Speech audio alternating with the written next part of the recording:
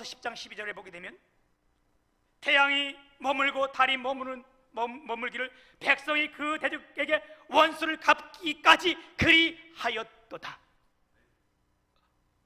얼마나 놀라워요, 그렇죠? 지도자가 기도할 때에 태양도 머물게 했고 달도 머물게 했는데, 그래서 이 교회의 등불이 그렇게 중요한 거예요. 왜 내가 서두에 이 말씀 드립니까? 오늘 본문 말씀은 바울 사도가 예배소 교회를 향한 간절한 기도예요. 오늘 14절 그 말씀에 보게 되면, 이러므로 내가 하늘과 땅에 있는 각 족속에게 이름을 주신 아버지 앞에 무릎을 꿇고 비노니, 바울 사도가 주 앞에 간절히 기도하는 모습을 보여주고 있습니다. 무릎을 꿇고 비노니, 무릎을 꿇고 기도했다는 거, 기도의 태도를 말하는 거예요, 그렇죠? 우리의 태도가 얼마나 중요한지 몰라요. 오늘 여러분 우리가 예배하는 이 태도, 주님이 기뻐하시는 거예요. 무릎을 꿇었다는 게 뭐예요? 나는 완전히 항복하고 주님만은 높이겠다는 거 아니에요, 그죠? 하나님만이 영광 받으시겠다는 거 아니에요? 그리고 겸손할 때 무릎을 꿇는 거 아니겠어요? 오늘 이 바울 사도가 에베소 교회를 향하여 오늘 이 기도의 내용들인데, 이 기도로 엮여진 이 오늘 말씀인데, 이 말씀을 가지고 세 가지 우리의 기도의 제목이 오늘 우리를 축복한 기도의 제목이 되기를 축복합니다. 첫 번째는요, 그 내용은 속 사람을 능력으로 강건케 해달라는 기도였어요. 바울 사도가 에베소 교인들을 향하여 속 사람이 능력으로 강건케 해주는, 이게 첫 번째 기도였어요. 나도 오늘 동일하게 여러분 속 사람이 능력으로 강건케 되기를 주님의 이름으로 축복합니다. 성경에는요, 겉사람 속사람을 나누는데, 이 겉이 속이 뭐냐? 고린도후서 4장 16절에 보면, 그러므로 우리가 낙심하지 아니하노니, 그랬어요. 우리가 낙심하지 아니하노니. 왜요? 우리의 겉사람은 낡아지나 속사람은 날로 새롭도다.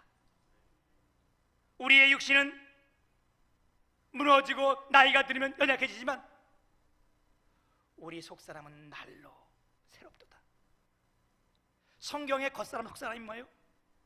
겉사람은 육신을 말하는 것이고, 속사람은 우리에게 영혼을 말씀하는 거예요. 심령을 말하는 거예요. 바울 사도가 그 교회를 기도했던 것은 겉사람이 아닌 속사람이 능력으로 강건해지기를 기도했던 거예요. 여러분, 우리는 최대의 관심이 뭐냐? 건강이잖아요. 근데 그 건강이 어디? 강건해야 되길 어디? 육신에 대한 건강. 그래가지고 얼마나 우리 건강에 신경 쓰는지요, 그렇죠? 지금은 예전하고 틀려요. 왜? 이제 먹고 살만하니까 모든 일에 그 건강을 매달리는데, 이야, 산에 뭐 토요일날 이런 데 보면요, 산 반 사람 반이요. 물이 많은 고기 보면 물 반 고기 반 그러는데, 요즘은 산 반 사람 반이요. 그리고 좋은 보양식 음식이라 그러면 모든 거 다 찾아다녀서 먹는데, 핸드폰 꺼주세요. 이러면 예배가 이렇게 가다가 내가 이렇게 이걸 보게 되면, 예배는 여러분, 내가 손에, 여러분이 손에 한 거잖아, 그렇지? 네. 핸드폰 꺼주시는 것은 들어올 때 다 끄는 것, 이건 예의예요, 예의. 예배하는 사람들의 예의. 그래서 지금 내가 어디 갔다가 놓쳤지, 잊어버렸잖아요. 예? 네? 보양식. 여러분이 이게 목사가 실수라도 백성들이 똑똑하니까 그냥 금방 제자리 돌아오는 거예요, 그렇지? 그래서 보양식이 좋다 그러면 다 잡아먹고 얼마나 좋아하는지. 우리나라에 뱀이 희귀종이 됐다는 거잖아. 하도 잡아먹어가지고. 그런데 성경은 우리의 육신이 아닌 속사람의 능력으로 강건케 하는 기도했습니다. 여러분, 우리가 성장했다 할지라도, 우리 컸다 할지라도, 어른이 됐다 할지라도, 직분을 가질 때 할지라도 속사람이 변화되지 않으면 안 돼요. 우리가 거듭나면 그가 내가 나이가 들었다고 다 한 것들에 그렇지 않아요. 우리가 거듭나면 영적으로 보면 아직 어린아이 같은 거예요. 그래서 바울 사도는 고린도 교회를 향하여 뭐라 그랬어요? 고린도 교회는요, 물질도 풍성했던 교회고 그 교회가 하나님의 은사가 넘쳤던 교회라서 그 고린도 교회는 축기의 은사, 그들이 기도하면 귀신이 떠나가고 축사의 은사, 신유의 은사, 병 고치는 은사들이 많았고 또 예언의 은사, 고린도 교회는 예언한 사람들이 많았어요. 방언의 은사, 거의 다 방언 다 받았어요. 그런데 그게 아직 영적으로 어른이 되지 못한 거예요. 때로는 우리가 뭐 은사 하나 받으면 다 성장한 것들, 여러분 그렇지 않습니다. 그래서 바울 사도는 그를 향하여 뭐라고 얘기했는가? 고린도전서 3장 1절에 보면 형제들아 내가 신령한 자들의 대함같이 너희들에게 말할 수 없어서 육신에 속한 자 곧 그리스도 안에서 어린 아이들을 대함같이 하노라. 너희가 은사 받고 뭐라지만 아직 영적으로 굉장히 어린 아이다 이거예요. 그래서 어른을 대하듯이 대하지 못하고 오늘 처음 제가 말했지만 아직도 그 핸드폰 꺼주세요 이러면 이게 어린아이라는 거예요. 어린아이. 내가 너희들 어른처럼 신령한 것을 주지 못하고 아이들처럼 어떻게 했다는 거예요? 젖을 먹여야 되는 이런 되는 거예요. 그리고 더 시간이 지난 다음에 고린도서 14장 20절에 가게 되면 형제들아 지혜에는 아이가 되지 말고 악에는 어린 아이가 되라. 지혜는 장성한 사람이 되라고 했던 것을 보면 우리가 알 수 있잖아요, 그죠? 우리가 지혜는 장성한 사람이 되기를 축복합니다. 우리가 심령이 강하면요 이기고 승리하는 거예요. 육신은 아무리 강했다 할지라도 이길 수 없어요. 여러분 제가 구약의 한 인물을 들어서 설명해 볼게요. 에스더는 여자였습니다. 그냥 여자가 아니라 다른 나라에 끌려가서 거기에 있던 아주 힘없는 여인이었어요. 이런 여인이 여러분 성경을 보면 알잖아요. 어떤 경위로서 왕후가 된 거예요. 여러분 왕후가 됐다고 다 끝나는 건 아니에요. 다른 사람보다는 낫겠지만 왕후가 되었는데도 소수민족 출신이라 뒷배경이 없는 거예요. 왕후가 되었지만 정치적인 기반도 없는 거예요. 뒷받침할 아무런 그런 것이 없어요. 그런데 내가 이 시대의 상황이 어때요? 제국의 왕은 얼마나 무시무시한 힘을 가지고 있는지 자기 부인을 할지라도 자기가 부르지 않는 데에 나오면 그건 바로 죽음에 처할 수 있는 거예요. 이럴 때에 자기 사촌 오빠 모르드게가 와가지고 에스더에게 야 우리 민족이 지금 다 죽게 되었으니까 이 민족이 얼마나 연약한 민족인가. 모르드게가 말을 듣지 않았다고 해서 하만이라는 사람이 이 민족을 다 죽이려고 날짜까지 다 정해놓은 이런 민족 얼마나 연약해, 그렇죠? 야 지금 이런 상황이다. 네가 왕한테 가서 이 말씀 좀 해가지고 어떻게 좀 얘기 좀 해봐라. 그랬더니 이 여인이 에스더가 그런 거예요. 오빠 사정을 모르면 좀 가만히 좀 있지. 오빠 사정을 좀 알아? 왕국의 사정을? 그러면서 내가 왕비라 할지라도 한 달 동안 주 앞에 나가지 못했는데 내가 지금 이것 때문에 나간다면 왕이 날 가만히 두겠어? 그냥 죽이는 거지? 그러니까 뭐라 그래요? 모르드게가 하나님이 너를 왕비로 세운 것이 이 일을 인함이 아니느냐? 네가 잠잠하면 하나님은 다른 데로 우리에게 구원을 얻겠거니와 너와 내 집은 하나님이 책망하시리라. 하나님께서 여러분들을 이 교회에 보내실 때는 하나님의 뜻이 있고 계획이 있는 줄 믿습니다. 그랬더니 어떻게 해요? 그냥 나가지 않고 에스더 4장 16절에 보게 되면 당신은 가서 수산에 있는 유다인들을 다 모으고 나를 위하여 금식하되 밤낮 3일을 먹지도 말고 마시지도 마셔서 나도 나의 시내와 더불어 이렇게 금식한 후에 규례를 어기고 왕에게 나아가리니. 이 규례를 어기는 거예요. 왕이 부르기 전에 못 나오는 거예요. 그런데 그냥 한 것이 아니라 어떻게 했다는 거예요? 당신이 3일 동안 가서 그 민족들 다 한 거 나를 위해서 기도하고 나도 나와 내 시녀들과 3일 동안 금식하고 기도하고 규례를 어기고 나가리니. 뭐요? 주의 성령이 충만한 다음에 내가 나가겠다는 거 아니에요, 그죠? 어떻게 속사람이 강건해져요? 앞집에 그 16절에 보면 말씀했잖아요. 성령으로 말미암아. 하나님, 우리가 성령을 받을 때에 우리의 속사람이 강건해지는 거예요. 그리고 나갔더니 어떻게 했어요? 완전 역전됐잖아, 그죠? 마땅히 규례를 어금 죽여야 되는데 왕이 보자마자 너무 이쁜 거예요. 어떻게 이렇게 이쁜 여자가 있냐?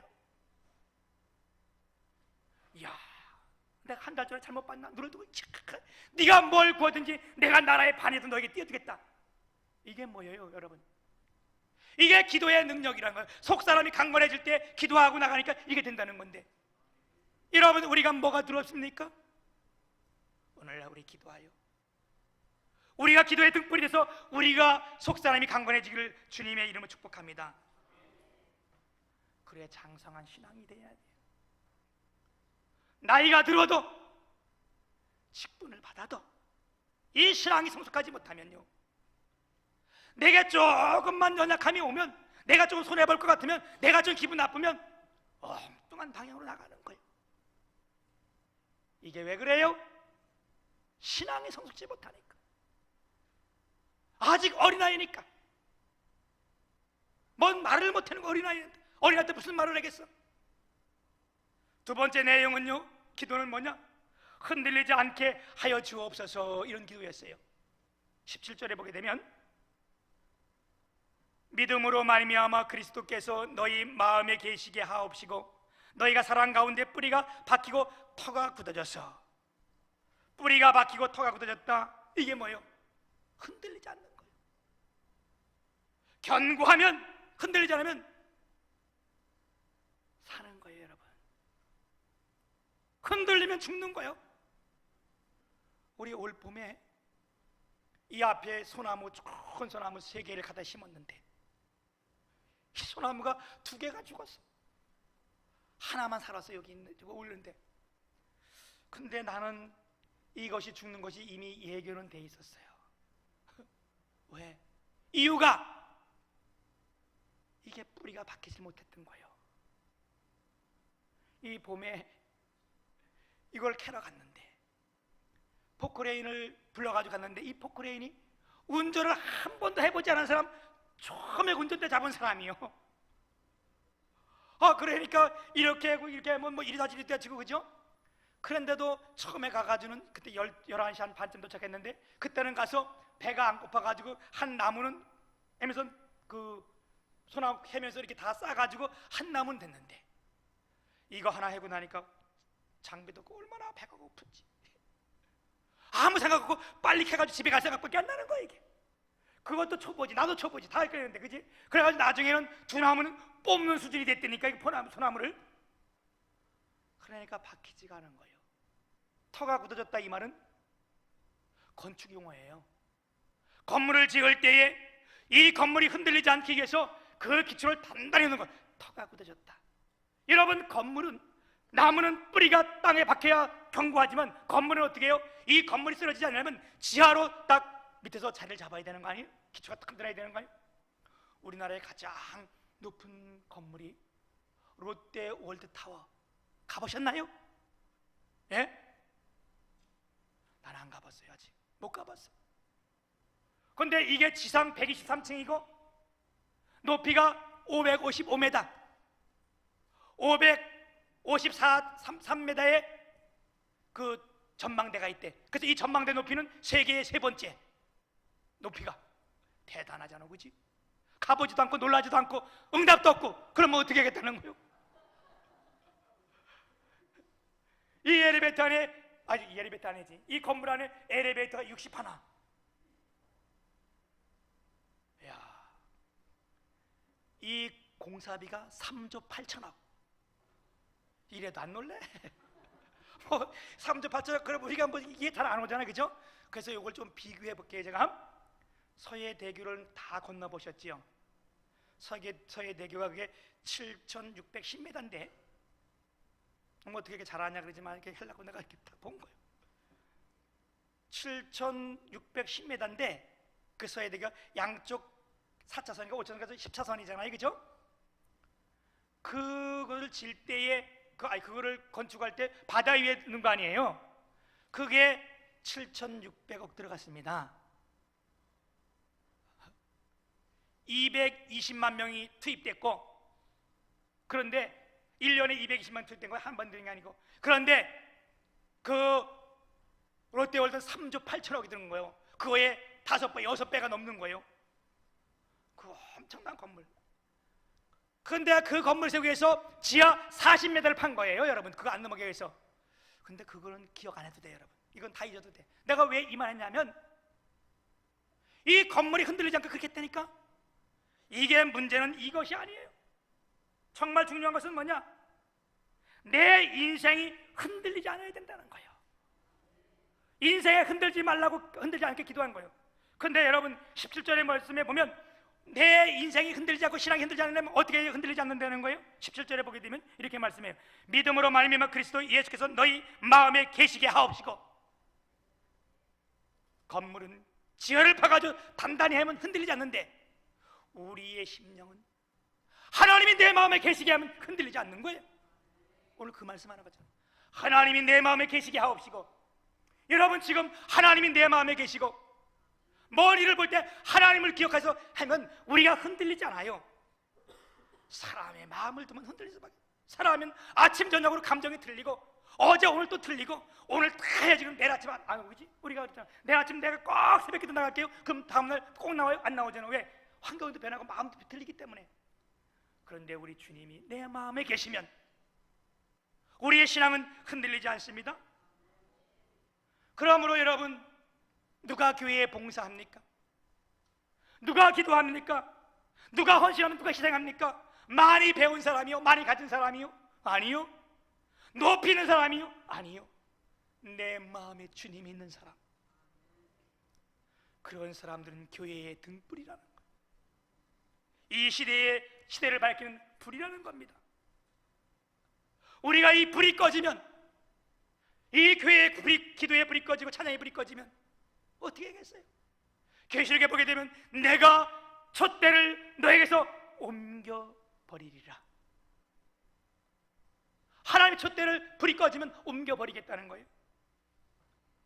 우리 19절에 보게 되면 그 너비와 길이와 높이와 깊이가 어떠함을 깨달아 하나님의 모든 충만하신 것으로 너에게 충만케 하기를 구하노라. 여러분, 우리의 믿음의 넓이와 길이와 높이와 깊이가 내가 어떤지를 깨닫기를 축복합니다. 그리고 더욱 넓어지고 길어지고 깊어지고 높아지기를 주님이 축복합니다. 세 번째, 바울서가 기도했던 것은 뭐냐? 넘치도록 하여 주옵소서. 이 말이 충만이라는 말인데, 우리 19절에 보게 되면 그 너비와 길이와 높이와 깊이가 어떠함을 깨달아 하나님의 모든 충만하신 것으로 너에게 충만하게 하기를 구하노라. 20절에도 우리 가운데서 역사하시는 능력대로 우리가 구하거나 생각하는 모든 것에 더 넘치도록 능히 하실 이에게.